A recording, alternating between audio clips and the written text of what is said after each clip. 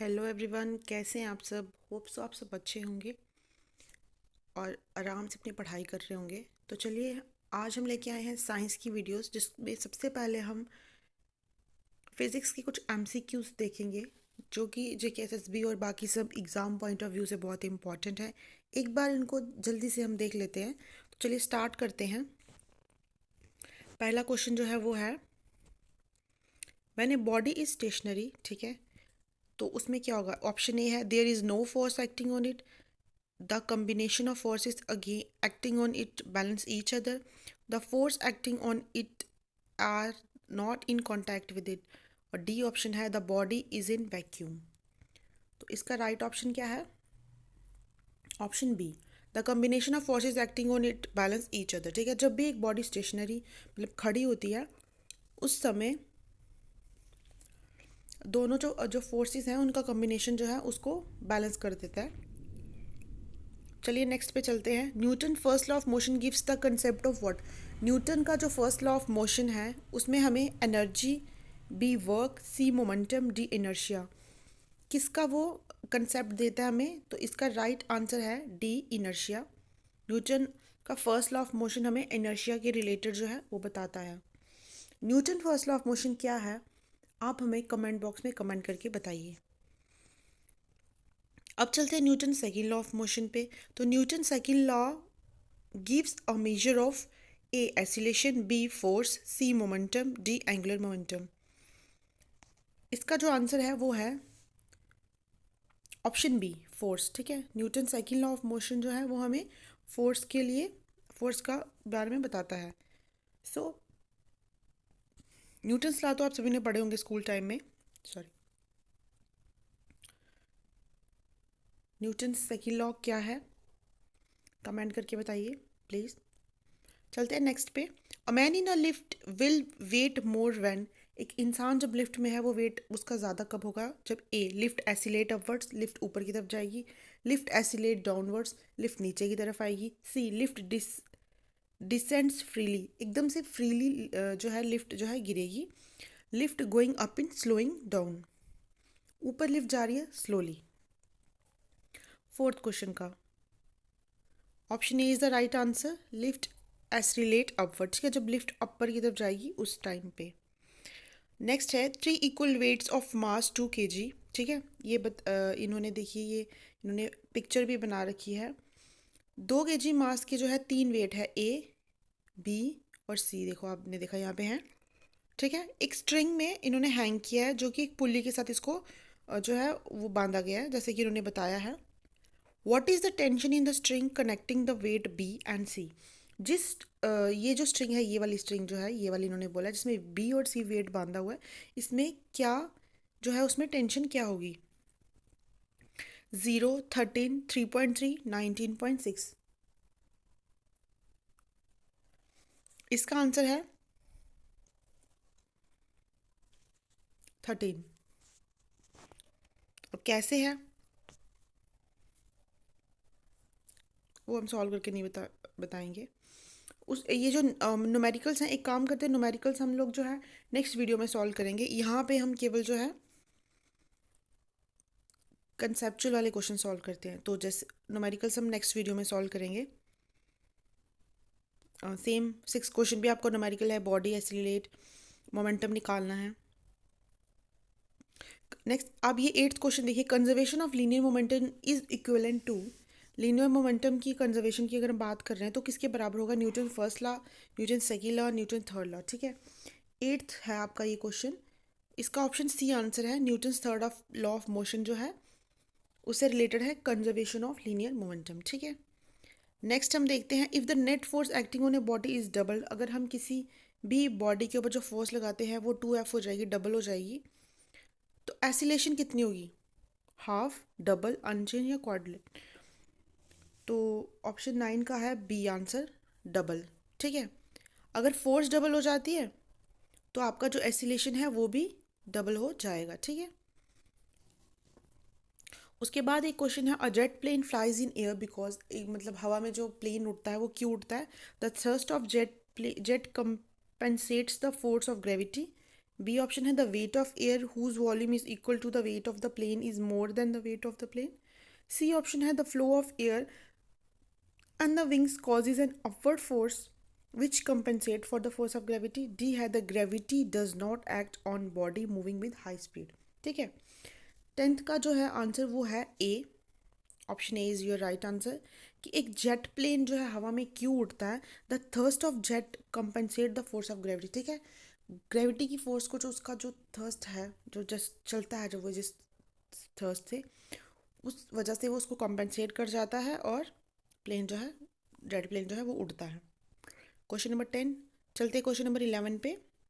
The passenger in a boat are not allowed to stand because boat में जो passengers होते हैं उनको खड़े क्यों नहीं होने दिया जाता। Option A this will raise the centre of gravity and boat will be rocked. This will lower centre of gravity and the boat will be rocked. The effective weight of system increases और surface tension effects increase of surface tension effect. ठीक है, इसका answer है option A there will be मतलब this will raise the centre of gravity. ठीक है, अगर कोई इंसान बोट में खड़ा हो जाएगा तो सेंटर ऑफ ग्रेविटी बढ़ जाएगी और बोट जो है आपकी डगमगा सकती है।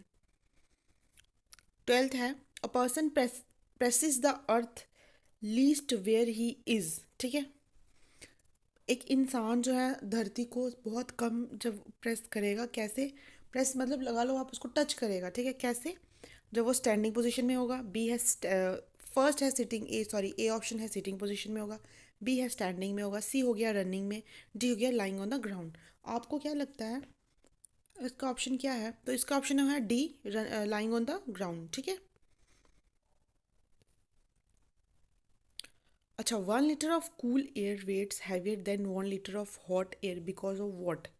1 लीटर अगर हम ठंडी हवा लेते हैं, 1 लीटर अगर हम गर्म हवा लेते हैं तो ठंडी हवा का वेट ज़्यादा है, गर्म हवा का वेट कम है। क्यों?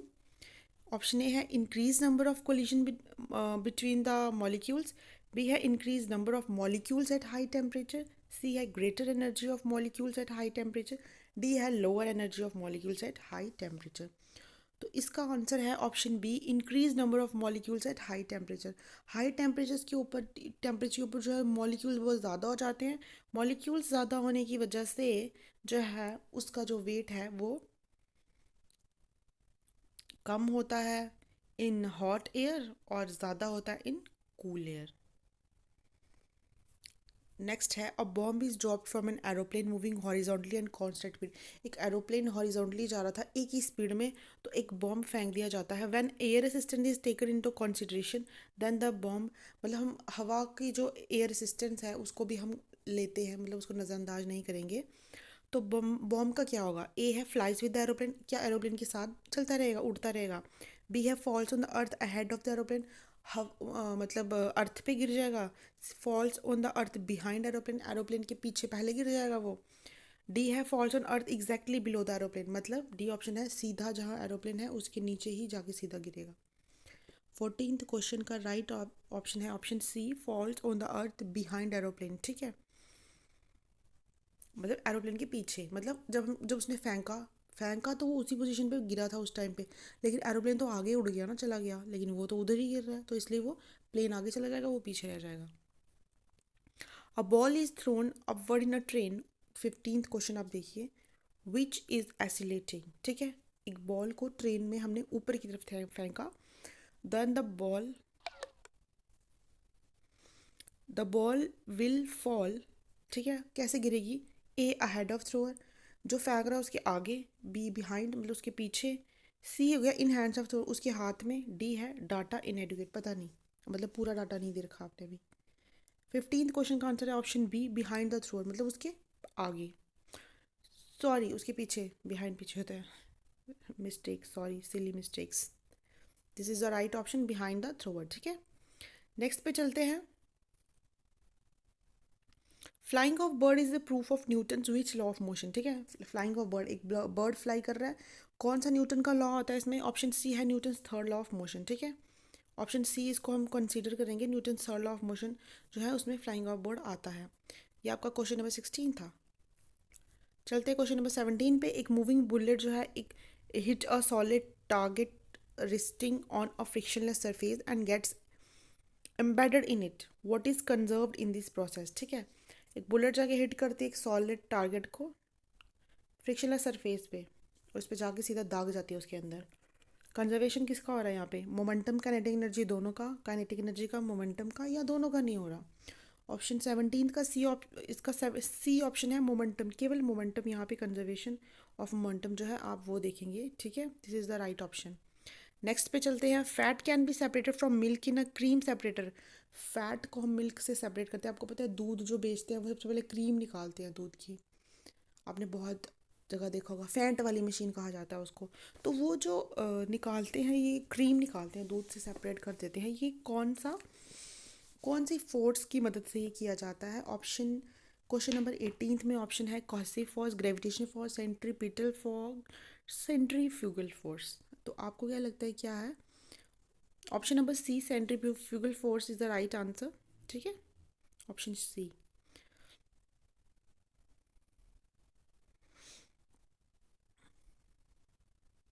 क्या हो रहा है रे? अच्छा चलते हैं 19th पे। A cricket player will take a catch lower his hands to. जब कैच पकड़ता है कोई क्रिकेट का प्लेयर तो आपने देखा हाथ थोड़ा नीचे को कर दिए जाते हैं, ठीक है। क्यों? Increase time of impulse, decrease time of impulse, take catch safely, increase area of impact. क्या ऑप्शन होगा? ऑप्शन ए है increase time of impulse. Impulse के टाइम को बढ़ाने के लिए ऐसा किया जाता है, ठीक है। Where should be the centre of gravity, चलो भाई इसको लगा दिया जाता है, ये है आपका राइट आंसर, ठीक है। नेक्स्ट है where should be the centre of gravity of the body. Centre of gravity of body कहाँ होती है? It must lie within the body, body के अंदर। It may be near but not essentially within the body, पास ही है but body के अंदर नहीं है। It changes its position from time to time, ये अपनी पोजीशन चेंज करती रहती है। It must B outside the body, body के आउटसाइड होगी। तो इसका आंसर है option C, changes its position from time to time, ठीक है। चलो जी इसको भी लगा दो, ये C option is your right answer. ये लेते हैं ना, ये लेते हैं, ये कलर लेते हैं, ओके। चलते। The process of walking involves, चलना। चलने के प्रोसेस में न्यूटन फर्स्ट लॉ लगता है, सेकंड लॉ लगता है, थर्ड लॉ लगता है, या कंजर्वेशन ऑफ मोमेंटम लगता है? तो option C, Newton's third law of motion is your right answer, okay. This colour is very good, okay. Which of the following is use to reduce friction. Friction को कम करने के लिए क्या use किया जाता है? Streamlineness, use of ball bearings, okay, lubrications, ठीक है। 1 2 2 3 1 3 1 2 3 क्या यूज़ होगा? 1 2 3 तीनों ही आंसर है भाई इसके। स्टीम लाइन्स यूज़ होंगी, बॉल बेयरिंग्स यूज़ होगी, लुब्रिकेशंस यूज़ होगा फ्रिक्शन को कम करने के लिए, ओके। अगला क्वेश्चन है विच लॉ, अच्छा फ्रिक्शन क्या होता है, फोर्स ऑफ फ्रिक्शन क्या होता है? आप में से किसी को भी पता है तो आप लोग मुझे कमेंट बॉक्स में कमेंट करके बताइए। फ्रिक्शन, मैं आपको इतना हिंट दे देती हूँ, फ्रिक्शन अगर ना फ्रिक्शन ना हो तो हम शायद चल ना पाए, ठीक है। फ्रिक्शन आपको पता है क्या है तो बताइए, नहीं पता है गूगल पे सर्च कीजिए और फिर उसके बाद कमेंट बॉक्स में कमेंट कर दीजिए। हाँ थोड़ा सा टफ है, लेकिन जिस चीज़ को आप सर्च करके ढूंढ के लाओगे ना वो चीज़ आपको याद रहेगी, कभी भूलेगी नहीं। तो एग्ज़ाम में कहीं ना कहीं शायद ये चीज़ काम आ जाए। चलिए 23rd क्वेश्चन पे चलते हैं। Which law is involve in the act of cleaning A carpet bye beating it with stick. एक हम कपड़ा कुछ धो धो रहे हैं, यहाँ पे इन्होंने कारपेट का उसको स्टिक से मार रहे हैं, ठीक है, वो कूट रहे हैं उसको। कौन सा लॉ लगता है? First law of motion, second law of motion, law of conservation of energy, law of conservation of mass. तो बेटा फर्स्ट लॉ ऑफ मोशन लगेगा इसमें, ठीक है। This is the right option. चलते हैं अब हम अपने नेक्स्ट क्वेश्चन की तरफ। When a body is taken from earth to the moon, एक बॉडी को जब हम सीधा धरती से चांद पे लेके जाते हैं तो क्या होगा? वेट बढ़ेगा, कम होगा, सेम रहेगा, या फिर बंदा बिल्कुल ही वेटलेस हो जाएगा? क्वेश्चन नंबर 24 इज, इसका बी ऑप्शन राइट है, वेट डिक्रीजेज, ठीक है। चांद पे जाके आपका वजन कम हो जाएगा, तो जिसको वेट कम करना है चांद पे चले जाइए। 25th, which of the following is the cause of weightlessness experience when orbiting around earth on a spaceship. जब हम स्पेसशिप में अर्थ के आगे पीछे चक्कर लगा रहे होते हैं तो वेटलेसनेस का क्या ही कारण है, ठीक है। Inertia, zero gravity, acceleration, centre of gravity. मुझे लगता है ये तो आपको आना ही नहीं चाहिए, आना ही चाहिए, सॉरी नहीं आना चाहिए। तो right option is zero gravity, क्योंकि वहाँ ग्रेविटी नहीं होती जिसकी वजह से आपको वेटलेसनेस फील होता है, ठीक है। This is the right option, zero gravity. अब चलते हैं क्वेश्चन नंबर 26 की तरफ। The weight of an object would be minimum when it is placed, एक चीज़ का, एक ऑब्जेक्ट का वेट मिनिमम सब कम से कम कहाँ होगा? नॉर्थ पोल पे, साउथ पोल पे, इक्वेटर पे या सेंटर ऑफ ग्रेविटी पे? Question number 26, option D is the right answer, centre of gravity. Okay, और centre of the earth, sorry, centre of earth जब अर्थ के सेंटर पे होगा तो उसका वेट जो है वो कम होगा। चलते हैं नेक्स्ट क्वेश्चन पे। As the train starts moving a man sitting inside leans backward because of. जैसे ही ट्रेन चलना शुरू होती है, जब बस चलना शुरू होती है, एकदम से धक्का लगता है हम पीछे की तरफ, यू नो, मतलब जर्क सा लगता है हमें। तो क्यों होता है? Inertia of rest, inertia of motion, momentum of inertia, conservation of mass. 27th question का राइट आंसर है option A, inertia of rest. अच्छा, मैं शायद बहुत स्पीड में बोल रही हूँ, मतलब आपको लग रहा है 2x में बोल रही हूँ, तो मतलब इसलिए कि मैं चाहती हूँ कम से कम टाइम में ज़्यादा से ज़्यादा हमारे न्यूमेरिकल्स जो हैं सॉल्व हो जाएं।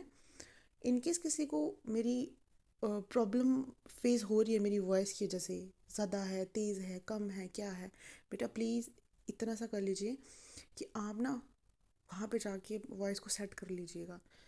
हो जाता है ना सेटिंग में, ठीक है? कम ज़्यादा जो भी करना आप कर लीजिए, थोड़ा सा आपको एडजस्ट करना पड़ेगा। ओके, 28th क्वेश्चन पे हम चलते हैं। Electrons revolves round the nucleus क्यों? कोहेसिव फोर्स से, एडहेसिव फोर्स से, centripetal force, centrifugal force. Right option is your option number C, centripetal force. Okay,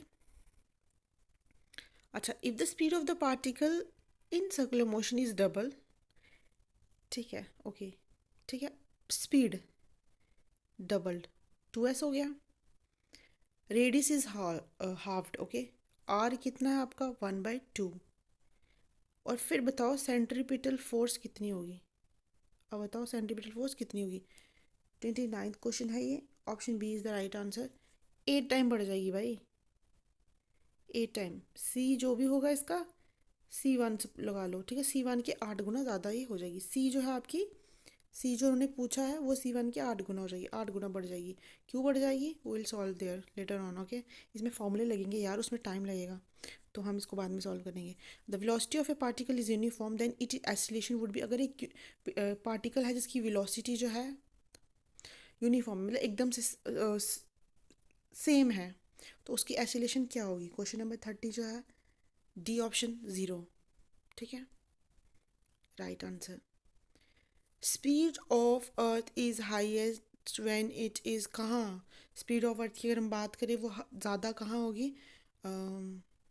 farthest from the sun, nearest from the sun, passing through the month of September, none of these। 31st question का answer है option number B, nearest to the sun. ठीक है, जब वो सन के पास होगा तब उसकी स्पीड ज़्यादा होगी, nearest to the sun. Okay, slopes are made on the road in order to, ठीक है, स्लोप्स आपने देखे हैं रोड पे बने हुए, क्यों बने होते हैं? ड्राइवर को हेल्प करेंगे drive safely, reduce friction, helps to vehicle to centripetal force, to get centripetal force, help the driver to retain balance while driving. 32 है आपका, उसका आंसर है option number C, helps the vehicles to get the centripetal force. Slopes बने होते हैं मतलब vehicle को help करने में सेंट्रीपिटल फोर्स में। देखो यार, फिजिक्स में आपको क्या पढ़ना है इंपॉर्टेंट, मैं बताती हूँ आपको। आपको पढ़ना है फोर्स, ठीक है, फोर्स पढ़ना है, मोशन पढ़ना है, वर्क पढ़ना है, सब पढ़ना है। इन सब चीज़ों में आपको पढ़ना क्या है? आपको पढ़ना है उसकी ऐसा यूनिट क्या है, ठीक है, उसकी डेफिनेशन एक बार रीड आउट कर लो, उसकी ऐसा यूनिट देख लो, उसको मेजर किस में करते हैं, केजी, मीटर पर सेकेंड, ये वो सो सब जो भी लेटरम पटरम है सब देख लेना, ठीक है। देन उसके बाद आपको जो है पढ़ना है कि कहाँ से, फिज़िक्स में आपको पढ़ना है जो इम्पोर्टेंट है वो है लाइट चैप्टर। अरे लाइट फिज़िक्स में ही आता है ना भाई, जिसमें भी आता है, साइंस में आता है। अब मेरे को कन्फ्यूजन हो गई, साइंस में आता है लाइट चैप्टर ना। लाइट चैप्टर को आपको ढंग से पढ़ के जाना है, लाइट चैप्टर के न्यूमेरिकल्स करने हैं। मैं आपको लाइट चैप्टर के न्यूमेरिकल्स कराती हूँ भी, हाँ। लाइट में आपको जो है डेफिनेशन सब पढ़नी है।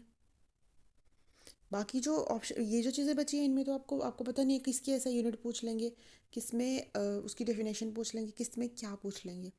लाइट चैप्टर में आपको जो है, अच्छा, लेंस ज़रूर पढ़ के जानी है।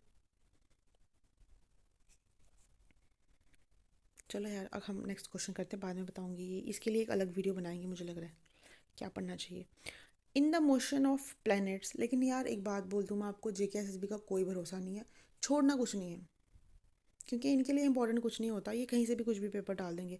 अगर आप सोचो ये इंपॉर्टेंट नहीं है, इसको छोड़ें, तो बहुत गलती कर रहे हो आप। ओके, 34 क्वेश्चन है, in the motion of planets angular velocity is constant, linear momentum is constant, angular momentum is constant, none of the above. ठीक है, 34th क्वेश्चन है option C, angular momentum constant होता है इसमें। ठीक है, वैल्यू ऑफ जी की अगर हम बात करें तो वैल्यू ऑफ जी में क्या होता है, decreases with decreases in depth. ठीक है, ऑप्शन नंबर बी, 35th का option number B right answer है। The path traced by satellite launch vehicle is, एक सैटेलाइट जब हम लॉन्च करते हैं तो उसमें कौन सा पाथ होता है, पैराबोला। ठीक है, this is the right answer. छोड़ दे बे, सॉरी। अच्छा, if the speed of the rotation of the earth increases the weight of the body at the equator will be. ठीक है, अगर अर्थ का रोटेशन इंक्रीज हो जाए, स्पीड बढ़ जाए, ठीक है, तो वेट ऑफ द बॉडी में क्या होगा, इक्वेटर पे जो बॉडी होगी उसका वेट का क्या होगा। 37 क्वेश्चन है आपका ये। Option D is the right answer, decreases, कम, वो भी कम हो जाएगी। ठीक है, 38th में ना, is the distance of sun from the earth is double. अगर हम सन से अर्थ का डिस्टेंस डबल कर देते हैं, ग्रेविटेशन अट्रैक्शन जो है सन और अर्थ के बीच में क्या होगी, तो इसमें आएगा 1/4 of the value at present. ठीक है, 1/4 हो जाएगी। अच्छा, आयरन बॉल और wooden ball are release from a height in vacuum. ठीक है, एक हाइट से हम लोग आयरन की और वुडन की जो बॉल्स हैं उनको फेंकते हैं, तो आयरन बॉल की स्पीड क्या होगी। Option number A, same as the speed of wooden ball. ठीक है, दोनों की स्पीड जो है सेम रहेगी। और फ्रीली फॉलिंग बॉडी क्या है, इज़ वेटलेस। ठीक है, वेटलेस होती है वो। फ्रीली फॉलिंग बॉडी की अगर बात करें जो ऐसे गिर रही है वो वेटलेस होगी। Momentum of inertia of thin uniform rod of length L is equal to, question number 41 है, इसमें आपको फॉर्मूला याद करना पड़ेगा बेटा। इसका फॉर्मूला है एम एल स्क्वायर अपॉन 12। ठीक है, दिस इज द राइट आपका, ओ L2, सॉरी 12 नहीं L2 है। अरे बाबा 12 है, एक मिनट यार, मोमेंटम का फॉर्मूला होता है एम एल स्क्वायर अपॉन 12। हाँ, inertia, inertial forces act in a, inertia वाली फोर्स की अगर हम बात करें तो कहाँ एक्ट करेगा वो, opposite direction to that of acceleration force. ठीक है, इसमें आपका, ओहो, इसमें आपको उन्होंने फर्स्ट ही ऑप्शन दे रखा है रप्पा। ये ये क्या ही हो रहा है आज कसम से। ये इनर्शियल फोर्स जो है एक्ट्स इन, इनर्शिया की फोर्स कहाँ एक्ट करती है, opposite direction of that of acceleration of force. Acceleration force के ऑपोजिट डायरेक्शन पे करती है। The earth gravitation force field is said to be conservative force field because, earth gravitation force को हम कंजर्वेटिव कहते हैं, क्यों कहते हैं, क्योंकि option, the work acted by the earth, the work acted by the earth gravitation field on A particle is independent of path traced out by the particle, क्योंकि ये पाथ के ऊपर डिपेंड नहीं होता। ठीक है, अच्छा, maximum frictional force that comes in play when a body just begin to slide over the surface of another body is called क्या। एक बॉडी जब दूसरी बॉडी के ऊपर स्लाइड करती है तो मैक्सिमम फोर्स कौन सी होती है, limiting friction is the right answer. Limiting friction होता है। Limiting force of friction is क्या है, लिमिटिंग फोर्स ऑफ फ्रिक्शन क्या है,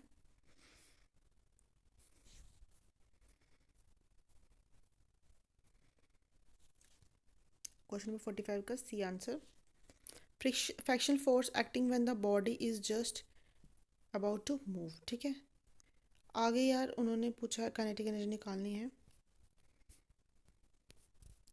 Einstein got is Nobel prize for, Einstein को नोबेल प्राइज क्यों मिला था, for explanation of photo electric effect. ठीक है, if a body moves along a frictionless horizontal surface its weight, अगर एक बॉडी हॉरिजॉन्टल सरफेस पे घूमेगी तो उसका वेट क्या होगा, does not work.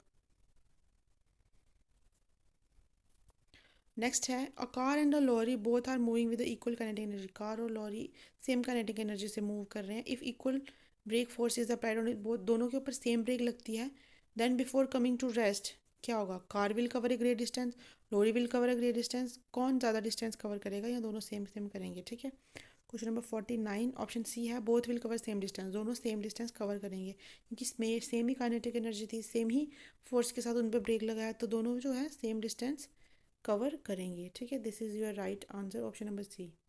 The work done by force, work done by force is what, is independent of frame of reference, is same of that, ठीक है, A same in all internal inertial frames या none of these. इसका जो आप answer है 50 question का, आप जो है कमेंट बॉक्स में कमेंट करके बताइएगा। वीडियो बहुत लंबी हो गई है, मुझे लग रहा है हमें एक ब्रेक लेना चाहिए। नेक्स्ट हम लाइट चैप्टर का ट्राई करेंगे लेके आने के लिए वीडियोस। तो तब तक जो है हमारे चैनल को सब्सक्राइब करिए, लाइक शेयर कमेंट ज़रूर कीजिएगा। आपको वीडियो कैसा लगा प्लीज़ बताइएगा। धन्यवाद।